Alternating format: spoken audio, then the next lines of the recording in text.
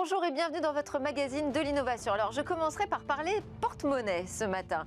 On va s'intéresser à la stratégie des géants du mobile avec les wallets, ces applications qui veulent vider notre portefeuille. Ce sera le décryptage dans la séquence Mobile Business avec Jérôme Bouteiller qui est venu accompagné d'un des acteurs du secteur, Axel Detour.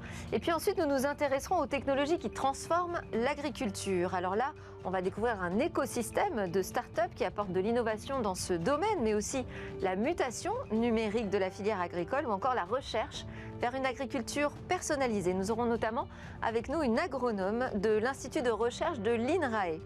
Et puis ce sera le rendez-vous avec le monde du libre. Nous verrons comment le nouvel indice de réparabilité des produits qui s'est imposé depuis janvier 2021 peut profiter à l'essor de solutions alternatives et durables. Et puis nous conclurons par une innovation pour nous aider à lutter contre le gaspillage alimentaire avec des aliments connectés. Mais tout de suite, place au mobile business.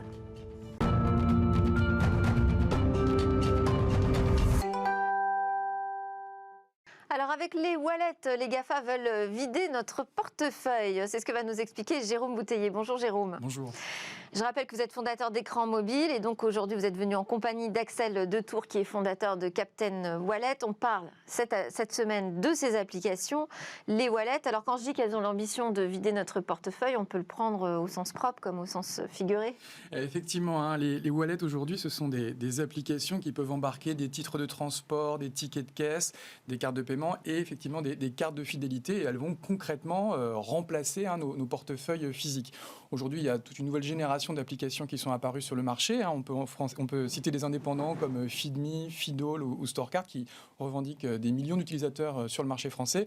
Mais évidemment, le gros des usages va se concentrer dans les grosses applications des GAFA. On peut citer Google Pay sur Android ou évidemment Apple Wallet sur smartphone, sur iPhone. Mais alors, est-ce qu'ils sont véritablement très utilisés, ces wallets ? Alors, il y a une étude qui a été réalisée à l'automne dernier par Gartner et Capterra qui estime que 57% des Français disposent de ce type d'application sur leur smartphone, mais ils ne sont que 6% à s'en servir. Ce sont des chiffres assez modestes, comparables à nos voisins allemands, belges ou britanniques, et qui sont très en deçà de ce qu'on peut observer par exemple au Danemark, où aujourd'hui plus de 28% de la population utilise régulièrement un wallet.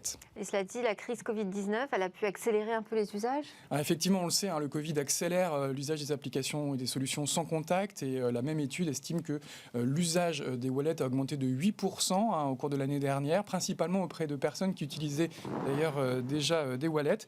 Et c'est d'ailleurs la question de la santé qui est le premier argument. 37% des utilisateurs de wallets ils voient une solution hygiénique alors qu'ils sont par exemple 23% à mettre en avant la sécurité ou 22% sa simplicité. Quels sont les bénéfices pour les marchands ? Alors ils sont très nombreux. Le premier, on l'a évoqué, c'est la possibilité de dématérialiser son programme de fidélité, donc plus de papier, plus de plastique. Le deuxième, c'est aussi d'accéder à de nouvelles fonctionnalités propres au wallet. Ça va être les notifications, ça peut même être des notifications géolocalisées. On va pouvoir par exemple solliciter ses clients lorsqu'ils passent à proximité d'une boutique. Et puis c'est aussi d'avoir des clients plus actifs. On va avoir une hausse significative de la fréquence d'achat et du panier d'achat. Et ces cartes, elles sont plus rapides à installer qu'une application ? Alors oui, effectivement, les marchands ont parfois du mal à convaincre plus de 10 à 15% de leur base d'installer une application, alors qu'avec les wallets, on peut doubler, voire tripler ces statistiques. C'est assez facile d'installer un wallet. En général, c'est un lien dans un email ou dans un SMS qu'on va ouvrir depuis son smartphone. Ça peut aussi être un simple QR code qu'on va flasher en point de vente. Et puis, on commence à voir apparaître des solutions un peu plus sophistiquées, par exemple pour les gens qui utilisent Apple Pay, avec une carte dématérialisée qui va être généré au moment du paiement par le terminal de paiement électronique. Alors, il y a tout un wallet marketing qui, j'imagine, a un gros potentiel.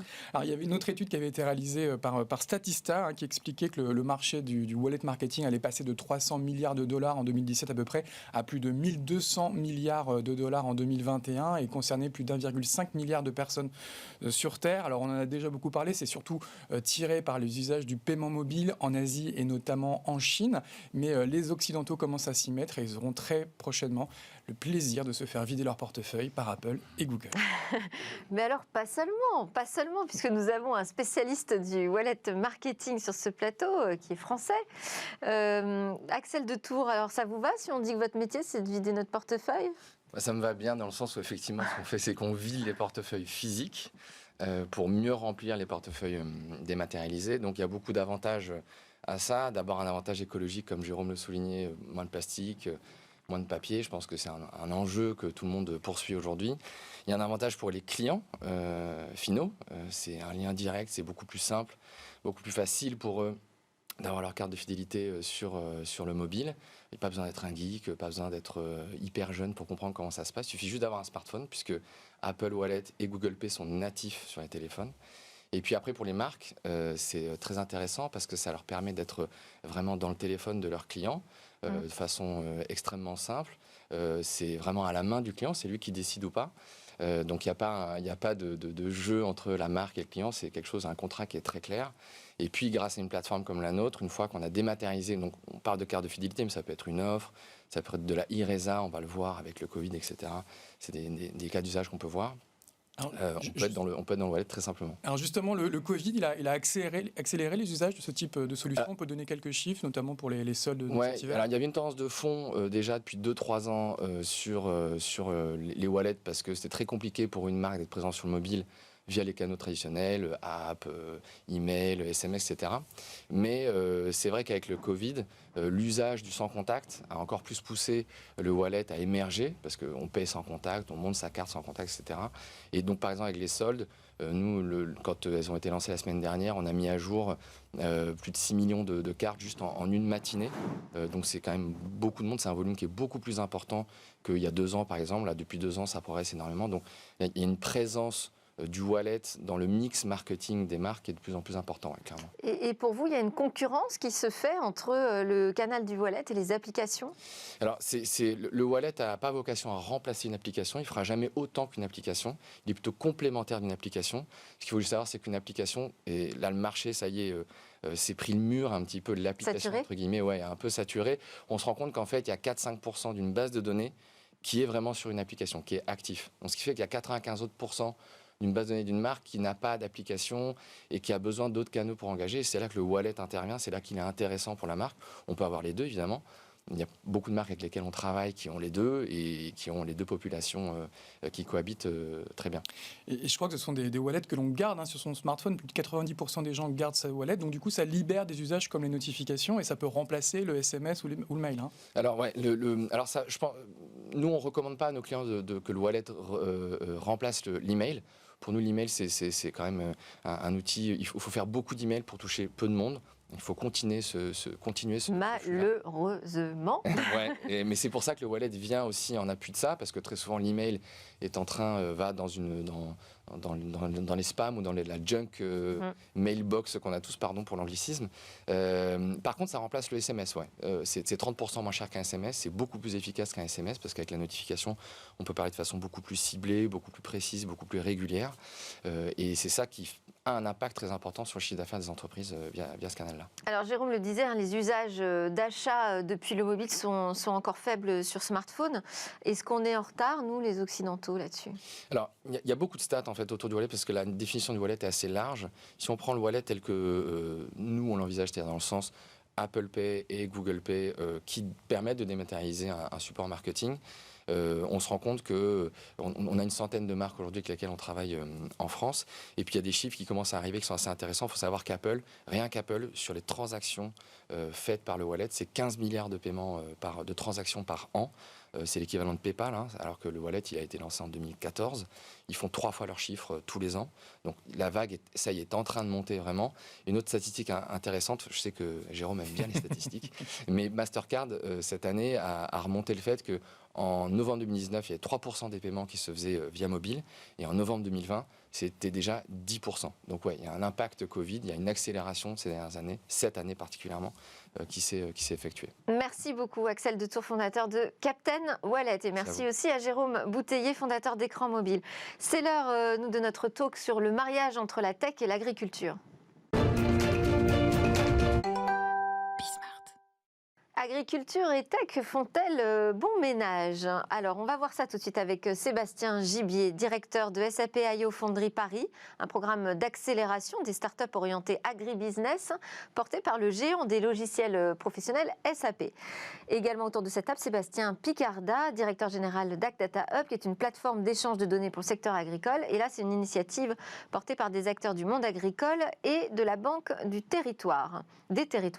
Également avec nous en visio, Véronique Belon-Morel, qui est agronome et directrice de l'Institut Convergence Digit Ag à l'INRAE, l'Institut national de recherche pour l'agriculture, l'alimentation et l'environnement. Alors Sébastien Gibier, on va démarrer ensemble. Vous, votre mission au sein de SAP IO, c'est favoriser les interactions, les synergies entre un acteur historique du logiciel professionnel, du numérique, les startups et cet nouvel écosystème de l'agriculture. Comment on organise ce mariage? Bonjour, et oui, en effet, donc pourquoi d'abord on travaille, pourquoi un grand groupe comme SAP, qui est le leader européen, mais mondial sur tout ce qui est solutions d'application pour les entreprises, très présent dans le monde de l'agriculture. Il faut peut-être juste resituer ce que fait SAP dans ce monde de l'agriculture qu'on appelle l'agribusiness, qui va vraiment de la ferme jusqu'à la transformation. En fait, 78% de la nourriture, de l'alimentation qui est produite dans le monde touche à un moment donné, en fait, utilise à un moment donné un système SAP. Donc, on est très, très présent sur ce domaine-là. Donc, ça veut dire que le secteur agricole est déjà équipé en logiciel de gestion? Oui. Pas tout le monde, ça dépend en effet des tailles d'entreprise, mais le monde de agricole et de l'élevage est bien sûr assez équipé. Alors pourquoi on va chercher des petites entreprises? C'est qu'en fait nos clients viennent nous voir en disant c'est très bien, on s'équipe de solutions comme SAP, de plateformes performantes, mais un petit peu comme le modèle de l'iPhone, c'est-à-dire que vous avez un très bel outil, mais la valeur aussi que vous voulez avoir, c'est pouvoir installer des applications complémentaires. Eh bien, c'est exactement ce qu'on fait chez SAP IO, c'est qu'on va chercher ces petites pépites dans le monde entier pour ajouter à nos plateformes et le proposer à nos clients. Et on a 9 accélérateurs comme ça dans le monde, 2 aux US, 4 en Europe et 3 en Asie. Et on développe des programmes spécifiques. Et j'ai la chance de lancer en avril un programme dédié à l'agriculture où on va chercher 6 à 10 pépites qui vont compléter nos solutions pour apporter plus de valeur à nos clients. Alors, on va s'y intéresser à ces startups et aux solutions qu'elles proposent. Avant, je vais donner la parole à Sébastien Picarda. Donc, à l'origine de AgData Hub, il y a un projet de recherche autour des données agricoles qui a été initié par les instituts techniques agricoles et les chambres d'agriculture avec l'appui du ministère. Ça aboutit donc à la création de Happy Agro SAS, qui est la holding de AgData Hub. Voilà pour l'histoire. Et quand je disais que c'était une plateforme d'échange de données, c'est une plateforme de consentement et d'échange de données. Pourquoi consentement? Bien, d'abord, le consentement avant tout échange de données, ce qui est important, c'est que l'agriculteur, qui doit rester maître de l'usage de ces données, puisse décider avec qui il souhaite partager et échanger ces données. Et c'est l'étape clé du consentement, qui est de pouvoir dire « Ok, je suis agriculteur sur mon exploitation agricole ». J'ai l'habitude de travailler avec ma coopérative, mon négociant, ma chambre d'agriculture, mon centre de gestion, ma banque. Tous ces partenaires qui sont autour de moi souhaitent accéder à un moment donné à mes données pour pouvoir m'accompagner, me conseiller, faire évoluer mes pratiques agricoles, m'accompagner dans la gestion de mon exploitation agricole. Et donc, plutôt que d'avoir des relations bilatérales avec chacun d'entre eux, eh bien, je souhaite, moi, agriculteur, avoir un consentement et dire je suis prêt à partager l'historique de mes parcelles avec mon industriel ou ma coopérative pour tel usage dans le cadre d'une filière tracée jusqu'au consommateur final, ou bien pour développer un outil sur la séquestration du carbone, par exemple. Voilà. Alors, si je n'ai pas précisé consentement au démarrage, c'est parce que, en général, quand on parle de plateforme d'échange, ça semble évident, c'est inhérent qu'il y a la question du consentement. Là, si vous insistez sur ce point, c'est que c'est un point sensible et compliqué, peut-être, de convaincre le secteur et la filière de partager des données. Et effectivement, le monde agricole, aujourd'hui, en Europe, ce sont 10 millions d'exploitations agricoles réparties dans les territoires ruraux. l'agriculture se fait dans les campagnes jusqu'à nouvel ordre. Et même s'il y a des fermes qui veulent se développer en ferme urbaine, avec en France une interconnexion avec plus de 85 000 partenaires en amont et en aval de ces exploitations agricoles. Et dans ces 85 000 entreprises, il y a plus de 80% de TPE-PME. D'où l'importance déjà de pouvoir non pas parler d'une seule base de données où toutes les données du monde agricole sont rassemblées, mais bien de pouvoir interconnecter les 450 000 exploitations agricoles françaises avec leurs 85 000 partenaires. Et donc vous imaginez l'importance de ces interconnexions. Et si l'agriculteur, qui en général est lié à une dizaine de partenaires, n'a pas un cockpit, un tableau de bord qui lui permet de dire « Ok, je veux partager ces données » et les échanger avec le Crédit Agricole, Groupama, la coopérative, le négoce, eh bien, à la fin, ce sont chaque partenaire qui diront voilà comment tu dois me faire remonter ces informations et je perds ma liberté en tant qu'agriculteur de les partager et de maîtriser ces usages. La maîtrise. Alors, Véronique Belon-Morel est connectée avec nous, directrice, je disais, de l'Institut Convergence Digit Ag à l'INRAE. Bonjour. Bonjour. Alors vous vous intéressez largement à toutes les technologies qui vont servir l'agriculture. Est-ce qu'on peut en dresser un panorama déjà général ? Alors elles sont vraiment multiples. On a coutume de dire que ce qui fait l'agriculture numérique aujourd'hui, c'est l'abondance des données. On vient d'en parler, des données qui sont issues de la ferme, mais aussi de la chaîne de transformation. C'est le calcul haute performance. Donc, tout le monde a entendu parler d'intelligence artificielle, de deep learning, et ça, c'est des outils mathématiques et informatiques qui vont nous permettre d'extraire des connaissances nouvelles, des tendances, des choses cachées qui sont dans ces données. Et le troisième levier qui fait ce grand mouvement aujourd'hui de l'agriculture numérique, c'est la connectivité. Donc, le fait, on a eu deux exemples, enfin surtout le dernier, le fait que les acteurs vont pouvoir être connectés facilement. Donc, si je reprends dans ces trois catégories, l'abondance de données aujourd'hui, elle va provenir beaucoup en agriculture des satellites. Il faut savoir que l'Europe a lancé des satellites, donc qui s'appellent les Sentinelle-2, qui vont produire des images d'observation de la Terre qui sont gratuites, qui sont produites à grande fréquence, et qui sont très, très intéressantes. Donc, pour la recherche, c'est des matériaux de recherche, pour la recherche et pour les entreprises aussi de la AgTech, ce sont des matériaux, c'est vraiment une nouvelle source de données qui est à profusion et qui est extrêmement intéressante. Vous avez aussi entendu parler des objets connectés, donc de plus en plus dans l'agriculture, on va avoir des capteurs, alors ça sera des capteurs d'humidité, des capteurs météo, des petites stations de météo, mais aussi des capteurs un petit peu plus spécifiques qui vont être soit attachés aux plantes, mis sur des tracteurs par exemple pour mesurer la composition des plantes lorsque le tracteur effectue des opérations, ou sur les animaux. Et comme ils sont connectés, ces systèmes vont pouvoir délivrer de la donnée très très rapidement et très facilement. Voilà, et c'est toute cette masse de données qui constitue ce gisement donc à traiter et qui excite beaucoup les scientifiques et pas que. Alors, donc ça doit énormément d'ailleurs séduire ces startups qui travaillent sur des nouvelles applications et qui ont toujours besoin de données. Donc là, on voit qu'on a des sources qui arrivent importantes. Quel type d'usages sont développés? Qu'est-ce que vous avez vu naître au sein de votre accélérateur? Oui, là, on parle très clairement d'agriculture de précision. En fait, où on veut augmenter en fait le rendement tout en minimisant l'impact sur l'environnement notamment.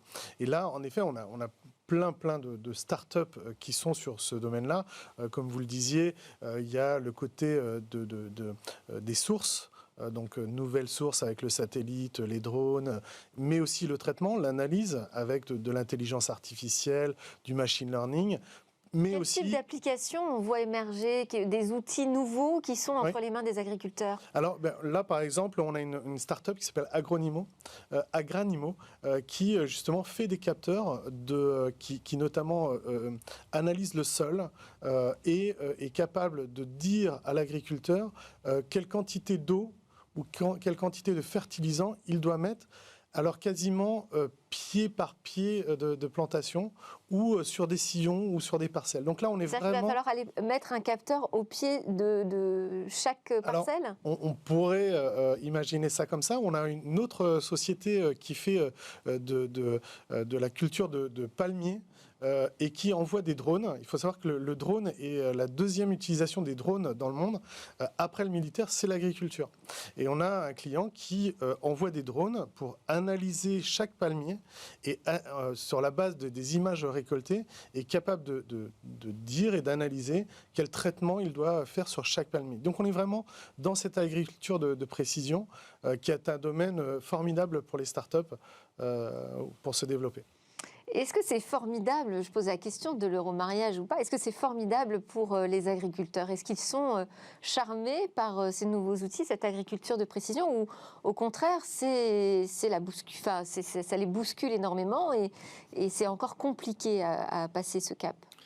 Alors, avant tout, les agriculteurs sont très technophiles. Avant le numérique, le machinisme agricole, puis la motorisation avec l'arrivée de nouvelles machines, de tracteurs et de nouvelles pratiques, les agriculteurs aiment la nouveauté et l'innovation. C'est la base. Par contre, il faut que ce soit des technologies et des services qui soient utiles pour l'agriculteur au quotidien et qui derrière se traduisent par l'amélioration de son résultat net à la fin de son exploitation agricole.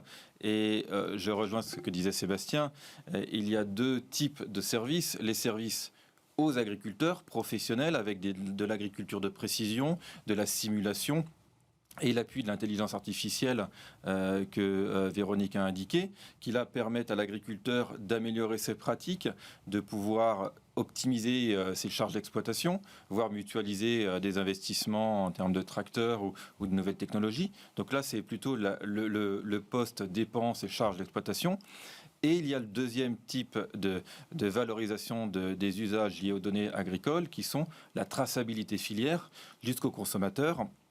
Quand vous voulez aller sur le marché dimanche et avoir soit votre produit bio, votre produit local, et sur lequel vous êtes prêt, en tant que consommatrice, à pouvoir payer un peu plus cher ces produits. Et derrière, eh bien, c'est une amélioration du chiffre d'affaires in fine de l'exploitation agricole, sous condition naturellement que ruisselle, de pouvoir tracer et donc faire ruisseler la valeur ajoutée jusqu'à l'exploitation agricole finale. Et donc vous comprenez bien qu'en augmentant le chiffre d'affaires de l'exploitation agricole et en optimisant les dépenses, eh bien vous améliorez la performance économique et la rentabilité d'exploitation agricole. Véronique Belon-Morel, les travaux de l'INRAE portent sur justement ces technologies pour aider l'agriculteur à mieux produire. Est-ce qu'il y a d'autres objectifs ? Alors tout à fait. En fait, Sébastien Picardin vient de l'évoquer. Nous, on considère qu'il y a trois grands groupes. Il y a le groupe des technologies qui vont permettre d'améliorer les performances. Donc, on a parlé d'agriculture et d'élevage de précision. Et le maître mot dans agriculture et élevage de précision, c'est être capable de mesurer les besoins des plantes ou des animaux et de donner soit de l'alimentation, soit des médicaments, juste en fonction des besoins. Donc on évite beaucoup de gaspillage et beaucoup de pollution en faisant cela. Hein, voilà. Donc dans les productions, il y a aussi des choses un petit peu plus compliquées, je ne vais pas rentrer là-dedans, mais qui ont trait à la sélection variétale. On peut et on doit en ce moment sélectionner des variétés de manière, je dirais, accélérée face au changement climatique. Il va falloir qu'on trouve quand même des variétés qui nous permettent d'être plus résistantes au changement climatique, des variétés qui vont être semé avec d'autres variétés ou d'autres espèces en mélange, ça s'appelle l'agroécologie. INRAE travaille beaucoup sur cette transition vers l'agroécologie. Donc on va mettre en place des pratiques agronomiques qui sont complètement nouvelles à nos agriculteurs. Et là aussi, il va falloir que nous, à INRAE, on crée de la connaissance là-dessus, qu'on soit capable ensuite de conseiller, de faire des systèmes d'aide à la décision. Donc il y a tout ce bloc, je dirais, de l'aide à la production, l'aide à la décision. Un métier d'agriculteur, c'est 10 métiers à la fois, et donc il faut pouvoir l'aider aussi dans ses prises de décision pour réduire en fait la part du risque et lui permettre d'assurer son revenu. Ça, c'est un gros bloc de technologie. On a un deuxième bloc donc, qui est celui qui est lié à la connexion, je veux dire, avec le monde. Et en particulier, donc, on a cité la traçabilité. C'est très important parce que toutes les tendances actuelles montrent que les consommateurs veulent connaître l'histoire des produits. Ils veulent savoir d'où ça vient, ce qu'il y a dedans. Enfin, vous voyez par exemple le succès de Yuka. Et donc demain, un agriculteur qui produit correctement, qui fait des efforts, il faut qu'il soit capable de le montrer. Ça, c'est quelque chose qui est très très important. Donc derrière, il y a plein de questions qui se posent pour nous, sur la manière de faire cette traçabilité et aussi derrière de donner une information qui soit facile à comprendre aux consommateurs, que ce soit sur l'histoire du produit, sur l'empreinte environnementale du produit. Par exemple, on a des gens qui travaillent là-dessus. À partir de l'histoire du produit, ils peuvent être capables de calculer l'empreinte environnementale. Donc ça, c'est important. Et de plus en plus, si vous voulez, l'agriculteur, il doit aussi travailler avec ses voisins agriculteurs, parce qu'il y a des ressources rares à partager. Par exemple, l'eau sur un territoire, c'est une ressource qui devient rare.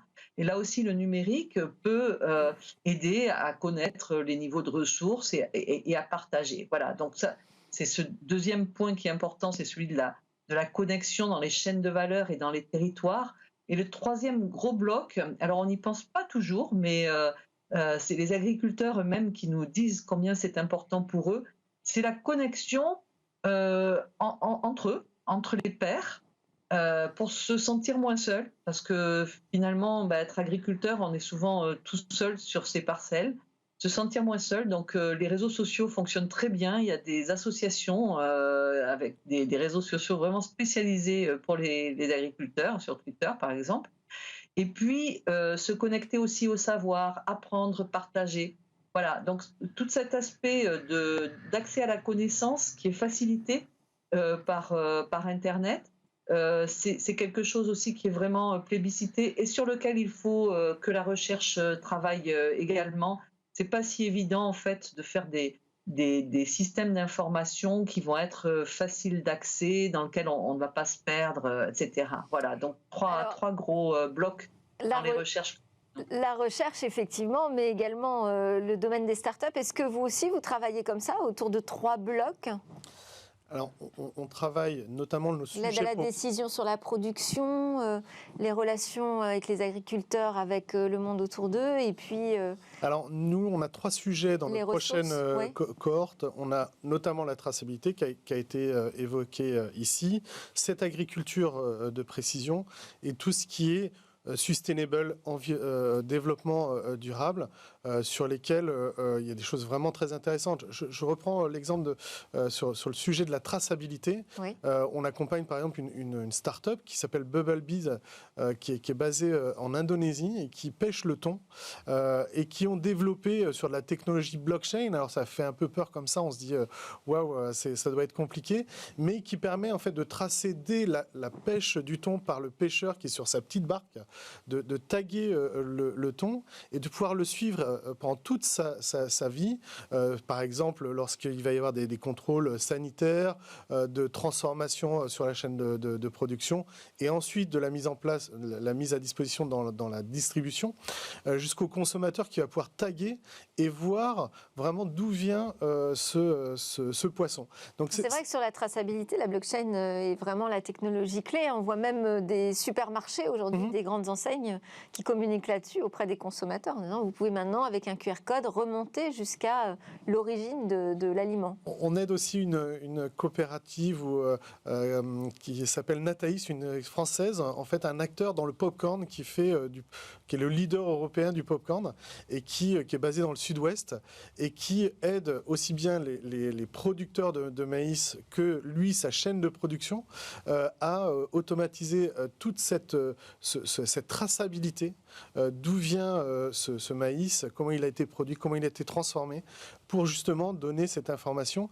qui est demandée par le consommateur, d'avoir vraiment cette notion de qualité. Et c'est vrai que la blockchain est la technologie reine sur ce domaine, puisqu'elle est infalsifiable. Et donc, c'est vraiment sur cette technologie que toutes ces startups se développent. Est-ce qu'il y a une thématique, parce que vous disiez en introduction que vous lanciez là un nouveau programme d'appel à des startups, donc un nouveau programme d'incubation. Est-ce qu'il y a une thématique forte qui va être présente autour de l'agritech ou c'est vraiment très ouvert? C'est assez ouvert. Traçabilité, agriculture de précision, sustainability, aussi tout ce qui tourne autour de l'économie circulaire. On avait déjà, dans un précédent programme qui était dédié à la green tech, on avait aidé une start-up qui s'appelle Inex Circular, qui fait en fait à partir d'intelligence artificielle, qui va sourcer des zones de déchets, de production de déchets, qui peut être remis en circulation dans de la production. Et notamment, ils sont très présents dans le monde de l'agriculture pour trouver des déchets agricoles ou d'élevage qui pouvoir resservir, et notamment dans le monde de l'énergie. Donc, leurs clients sont les énergéticiens et ils mettent en relation, on parlait de connexion de l'agriculteur, mais en relation l'agriculteur avec des grands groupes type Engie pour pouvoir retraiter les déchets agricoles et pouvoir servir par exemple de méthanisation pour créer de l'énergie pour d'autres. Sébastien Piccardin, on arrive pratiquement à la fin de notre séquence. Autour de la donnée, de la plateforme d'échange, on ne peut pas simplement penser national et français, j'imagine. Est-ce qu'il y a la vocation à faire une politique agricole commune européenne autour de la donnée, du partage des données ?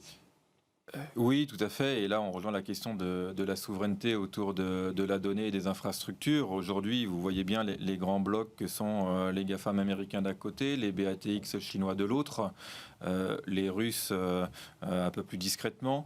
Et que fait l'Europe ?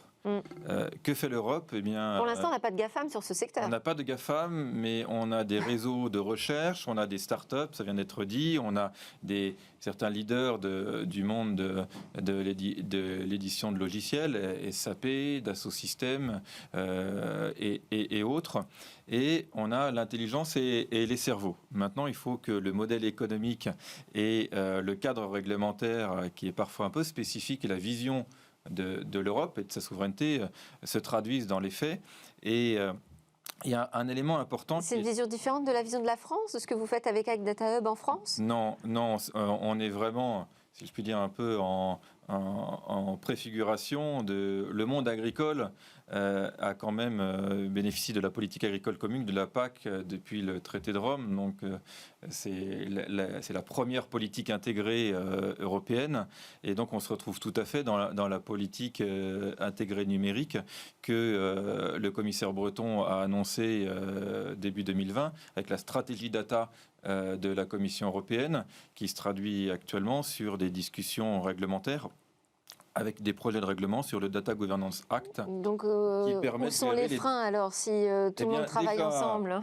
Déjà, la présente commission a permis de gérer le cas des données personnelles avec le RGPD, qui a été quand même une avancée majeure pour les citoyens en tant que personnes physiques pour protéger leurs données et connaître leurs rapports avec des grands de l'Internet. Il restait à gérer les données non personnelles, les données des personnes morales, des entreprises. Il faut savoir que les données personnelles, c'est 20% des données générées sur le web, donc 80% sont des données non personnelles gérées par les entreprises. Et donc, il était important de pouvoir cadrer, définir ces questions entre le rôle des infrastructures, du cloud. Est-ce que le cloud européen est un rêve ou un cauchemar ? Est-ce que nous pourrons avoir un cloud souverain non dépendant des mesures extraterritoriales américaines comme le Cloud Act d'une part ou d'autres gouvernements par ailleurs ? Quelles sont les règles ?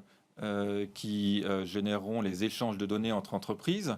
Le consentement doit être obligatoire avant tout échange de données pour pouvoir rétablir un équilibre entre 10 millions d'exploitations agricoles, par exemple, et un oligopole d'agrofournisseurs. Ça, c'est ce que vous défendez, j'imagine, comme position? En tout cas, c'est ce que nos actionnaires agricoles nous demandent non pas de défendre, mais d'apporter des solutions qui soient compatibles avec cette vision de la souveraineté dans le numérique agricole. Et pour anticiper une de vos dernières questions, c'est la souveraineté, elle ne sera pas que agricole. Cette dynamique-là est valable dans tous les secteurs économiques, comme la santé, l'agriculture, les smart cities ou l'environnement. Et nous ne faisons pas de l'agricolo-agricole. Nous utilisons des technologies souveraines avec des acteurs de référence qui sont valables pour tous les secteurs d'activité et que nous déclinons dans le secteur agricole. Merci beaucoup. Donc on voit qu'on est au tout début de cette histoire de politique agricole commune à travers les données. Merci à Véronique Belon-Morel, directrice de l'Institut Convergence DigitAg à l'INRAE. Merci à Sébastien Gibier, directeur de SAP IO Fonderie Paris, et Sébastien Picarda, directeur général d'Ag Data Hub. Nous, juste après la pause, on part au monde du libre.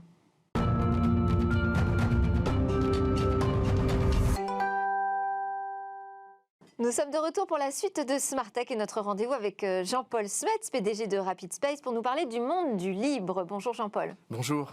Alors il y a une actualité qui t'a fait réagir, c'est l'entrée en vigueur le 1er janvier de cette année de l'indice de réparabilité. Donc désormais les fabricants doivent faire figurer cet indice sur leurs produits. Alors sont concernés les ordinateurs, les télés, les smartphones, les tondeuses, les machines à laver. Et puis il y a une autre information qui est intéressante, qui t'a fait réagir, c'est une proposition de loi qui va encadrer l'empreinte, enfin, qui veut encadrer l'empreinte environnementale du numérique.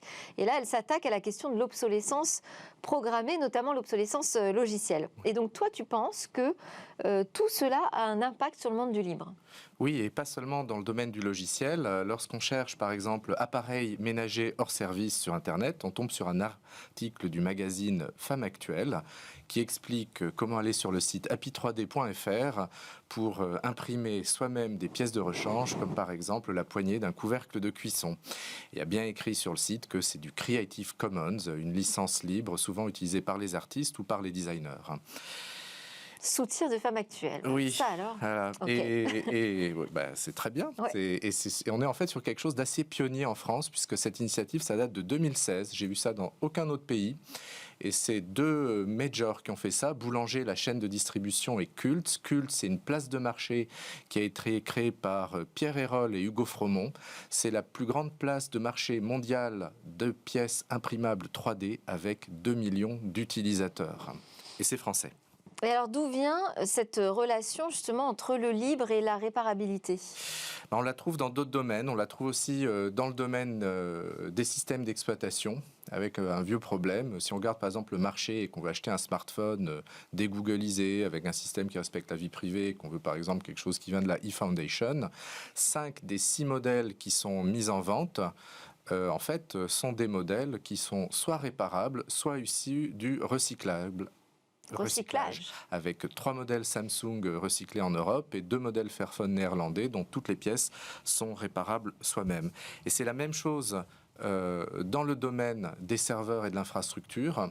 Si on veut utiliser les mêmes technologies, par exemple, que Google ou Facebook, on ne peut pas les acheter à Taïwan, à Quanta, Mitac ou Win parce qu'une PME n'a pas les commandes suffisantes pour commander en direct. Mais un Français qui s'appelle Jean-Marie Verdun a eu l'idée d'aller faire les poubelles de Facebook, de recycler les serveurs et de les mettre en vente auprès des PME dans une nouvelle société qui s'appelle IT Renew.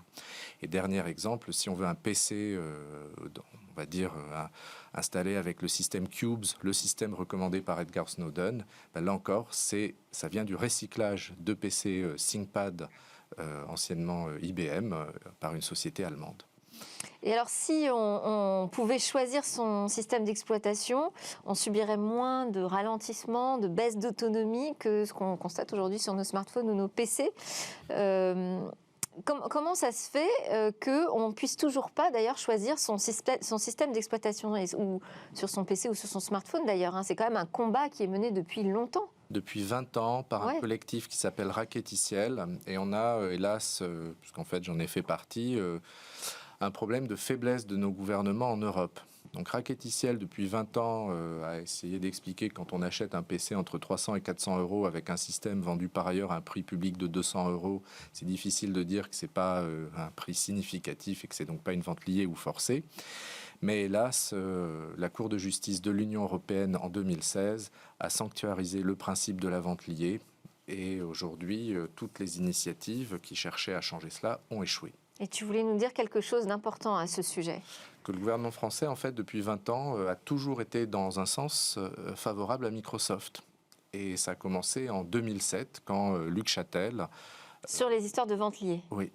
C'est-à-dire, à chaque fois qu'il y avait un amendement, il le rejetait. Quand il fallait envoyer à Bruxelles des instructions ou des propositions par rapport à ce sujet, probablement mal conseillé par son cabinet, il n'a cessé d'aller dans une direction consistant à dire que il vaut mieux pour un consommateur avoir un PC déjà installé avec un logiciel, puisqu'il n'existe aucune alternative européenne viable. Et là, on tombe toujours sur ce problème que nos fonctionnaires ou nos ministres ne sont absolument pas au courant de ce qui existe en Europe en termes d'alternatives, font des conclusions complètement absurdes sur l'absence d'alternatives et vont en fait à la fin prendre des décisions complètement contraires aux intérêts économiques européens. Oui, on les appelle à regarder un peu Smart Tech un peu plus souvent. Et ça a continué, en fait c'est ni de gauche ni de droite. Quand il y a eu de l'alternance, tout ça a continué, par exemple avec Benoît Hamon. Les amendements qui avant étaient déposés par la gauche et rejetés par la droite ont été déposés par la droite et rejetés par la gauche. Benoît Hamon a repris exactement les mêmes positions que Luc Châtel, disons, en soutien de la vente liée, alors que le candidat Hollande, en fait, avait fait la promesse que les utilisateurs pourraient choisir leur système d'exploitation. Bon, alors là, on a des nouvelles lois qui vont arriver, qui vont remettre cette question de l'obsolescence programmée sur la table. Ça va changer.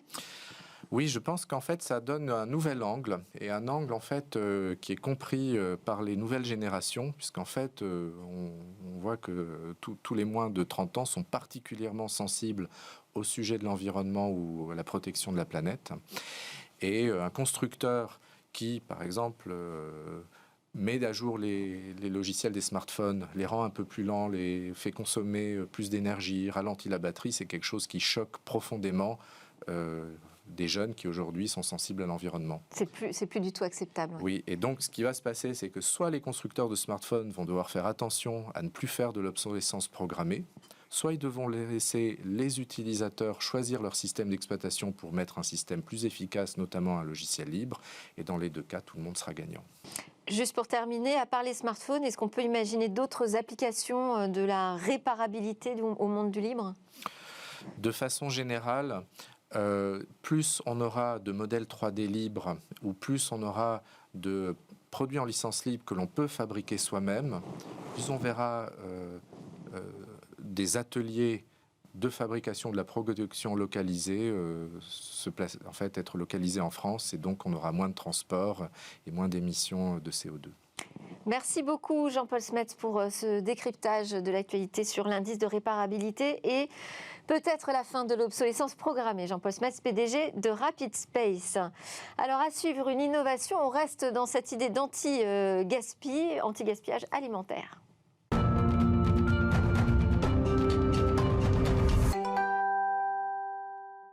Et si l'on connectait nos provisions? Bonjour Cécilia Sévry. Bonjour Delphine. Aujourd'hui, vous nous emmenez en cuisine. Oui, parce que on a déjà vu sur ce plateau des technologies assez extraordinaires dans le domaine de la cuisine, des cuisines entières totalement connectées, des plaques de cuisson au frigo.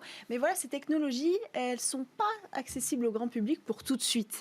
Et nous, on aimerait bien quand même mettre un premier pas dans la cuisine de demain, découvrir des technologies qui sont accessibles au grand public. Alors aujourd'hui, c'est ce que je vais vous présenter. C'est une technologie française qui s'appelle Squeakit, un kit français qui se compose en fait d'une balance connectée, d'un récipient, de plusieurs capteurs et d'une application. Et donc, comment on va passer de notre cuisine traditionnelle à cette cuisine 2.0 ? Alors c'est assez simple en fait. D'abord il y a des capteurs. Ces capteurs ils vont transformer un pot de pâtes ou un pot de haricots en véritable objet connecté. On appelle ces capteurs des U-tags. En fait, précision tout de suite, ils passent au lave-vaisselle. Bon. Ils passent au lave-vaisselle, ils vont aussi au frigo. L'idée c'est pas d'en racheter tout le temps. C'est une technologie pérenne. Une fois qu'on a adapté toute sa cuisine, on reste comme ça. Donc en fait avec ces capteurs on va pouvoir choisir aussi d'acheter les contenants Squeakit qui sont aussi disponibles, ce sera plus simple, mais on peut prendre les capteurs qu'on colle sur n'importe quoi en fait. Et quand on installe le kit, on colle sous notre récipient et là on va enregistrer. Par exemple, si c'est un paquet de coquillettes, eh bien, on va le dire à l'application, on va le poser sur la balance. C'est là aussi la partie intéressante, c'est qu'il y a une balance connectée. Et donc, on va poser notre récipient sur la balance et le capteur va envoyer l'information à la balance du poids. Et on va enregistrer que c'est des coquillettes. Ensuite, on n'aura plus à le faire, on n'aura plus rien d'autre à faire. Donc c'est assez simple. À chaque fois qu'on va rentrer des courses, par exemple, eh bien, avant de rentrer dans le placard le pot, on va le poser sur cette petite balance. On va dire, si on a l'habitude de mettre toujours dans le même pot, on n'aura rien à dire. Il va enregistrer le poids et toutes ces données vont être enregistrées. C'est là que des algorithmes vont entrer en jeu. L'application, elle a été entraînée en fait pour reconnaître le poids des produits, pour reconnaître, par exemple, si le poids qu'elle enregistre est trop bas par rapport au produit, parce que 500 grammes de pâtes et 500 grammes de patates, évidemment, ça ne donne pas la même chose en quantité. Et alors, comment l'application va savoir qu'on est à court d'un produit ? C'est là que c'est un poil contraignant, mais en même temps, c'est peut-être des nouveaux cas d'usage à adopter, des nouvelles pratiques. Il faut prendre l'habitude de le poser ou de le passer juste au-dessus de la balance. Quand on va cuisiner, on n'a qu'à le mettre à côté de la plaque de cuisson, par exemple.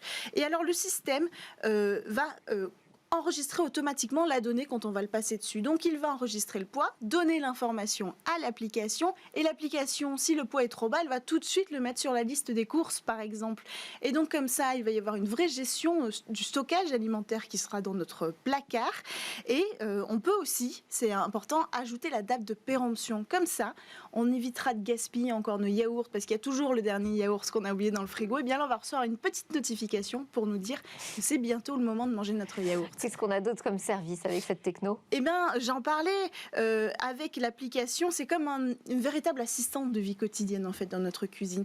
Donc, quand un produit est en baisse, il va le mettre automatiquement sur notre liste des courses. Il va nous préparer une liste des courses avec les produits récurrents qu'on a l'habitude d'utiliser. Évidemment, on peut reprendre la main dessus, mais il va aussi, en fonction des dates de péremption et du stock, nous proposer des recettes, par exemple. Donc, on va pouvoir recevoir des petites notifications. Ce soir, vous avez ça dans le frigo. Pourquoi pas cuisiner des pâtes à la carbonara ? Bon, ça veut quand même dire qu'il faut accepter l'idée de mettre des capteurs un peu partout dans sa cuisine. Oui, c'est vrai. Alors la start-up sur ce point, elle se veut assez rassurante quand même. Elle précise que l'échange de données est quand même de très faible intensité. Et puis surtout, il est localisé à la balance seulement et ses alentours sur une hauteur d'à peu près 2 cm, ce qui limite quand même le transfert de données par inadvertance. On pourra optimiser sa cuisine quand ? D'ici août 2021, il y aura les premières livraisons. Très bien. Merci beaucoup, Cécilia Sellery. C'est l'heure de notre Lab Startup avec 4 jeunes pousses innovantes à découvrir.